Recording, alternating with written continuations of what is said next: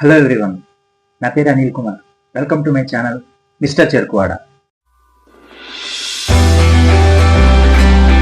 మీరు ఎప్పుడైనా ఆలోచించారా, సన్ ఒక స్టారేనా లేదా సంథింగ్ బియాండ్ స్టారా అని? రోజు వచ్చే సూర్యుడే, ఎప్పుడు కాసే ఎండే, లేదా బాగా ఎక్కువ ఉన్నాయో, ఎండలు బాగా ఎక్కువ ఉన్నాయో తప్ప మనలో చాలా మంది అసలు సన్ గురించి పెద్దగా ఆలోచించరు. ఈ వీడియోలో మీకు why sun is more than just a star అనేది నేను వివరిస్తాను. మనందరికీ తెలిసిందే కదా, సోలార్ సిస్టంలో 9 ప్లానెట్స్ ఉంటాయి, సెంటర్లో సన్ ఉంటాడు అని తెలుసు.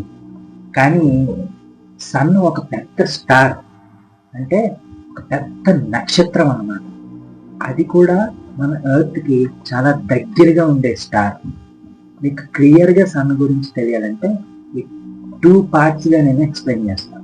Part 1, sun and the science. Sun మీద ఆస్ట్రానమర్స్ చాలా రీసెర్చెస్ చేశారు అండ్ చేస్తూ ఉన్నారు కూడా. ఇంకా ముఖ్యంగా అందులో సన్ మీద నాసా రీసెర్చ్ స్టాండౌట్గా నిలుస్తుంది. ఎందుకంటే వీరు చేసే పరిశోధనల ద్వారా మనకి అనేకమైన సర్ప్రైజింగ్ విషయాలు సూర్యుడి గురించి, సన్ గురించి బయటపడ్డాయి.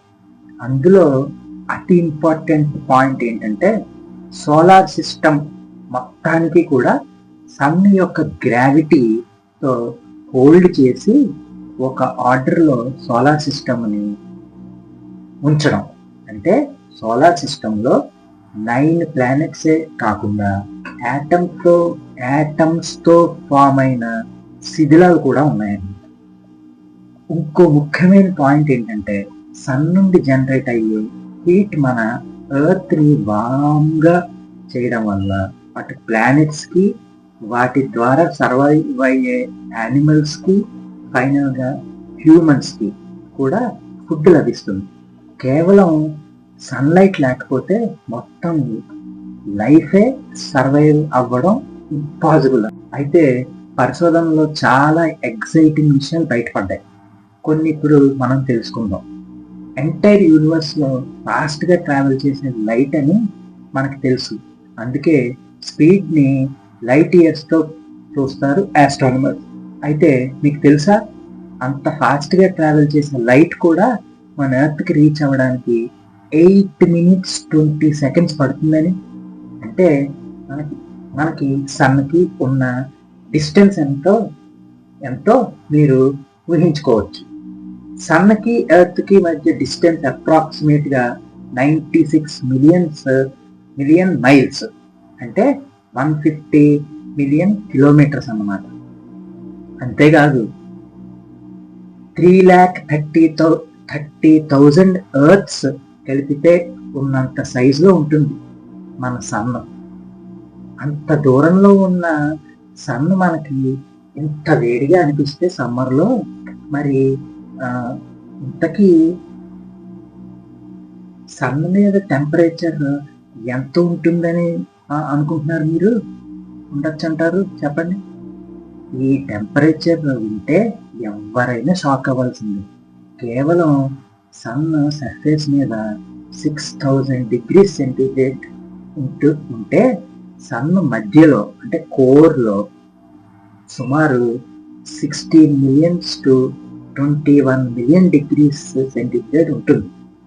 ఈ టెంపరేచర్కి కారణం న్యూక్లియర్ ఫ్యూజన్ రియాక్షన్స్. ఇలా చాలా విషయాలు ఇంకా ఉన్నాయి. అయితే ఈ కండిషన్స్లో ఉన్న సన్ అంత డిస్టెన్స్లో ఉండడం వల్ల మన ఎర్త్కి అవసరమైన ఎనర్జీ ఇచ్చి లైఫ్ సస్టైన్ అవ్వడానికి కారణమవుతుంది. మనం సూర్యుని దేవుడిగా భావించిన ఎప్పటి నుంచో వస్తున్న ఆనవాయితీ ఆర్ వైఖరి.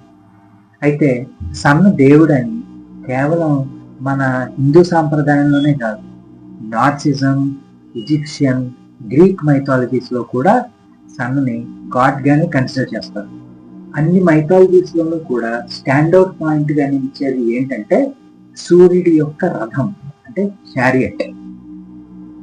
మరీ ముఖ్యంగా గ్రీక్ అండ్ హిందూ మైథాలజీస్లో చూస్తే సన్న రథాన్ని గుర్రాలతో రిప్రజెంట్ చేస్తారు. ఆ రథానికి 7 హార్సెస్ ఉంటాయి, అంటే 7 కలర్స్. దాన్ని విబ్జ్యార్ కింద కూడా మనం అనుకోవచ్చు, విబ్జ్యార్ అన్నమాట. ఓకే, ఈ సూర్యారాధన గ్రీక్ లో 200 బీసీ 200 బీసీ నుండి ఉన్నట్టు ఒక అంచనా. ఇక సూర్యుడి ప్రస్తావన మన హిందూ ధర్మంలో వేదాల నుండే ఉంది.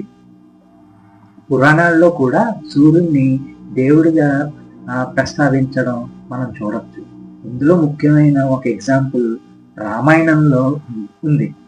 ఆదిత్య హృదయం చదివి యుద్ధానికి వెళ్తే విజయం కన్ఫర్మ్ అని యుద్ధకాండలో అగస్త్య మహర్షి శ్రీరాముడికి చెప్పిన విషయం మనకు తెలిసిందే కదా.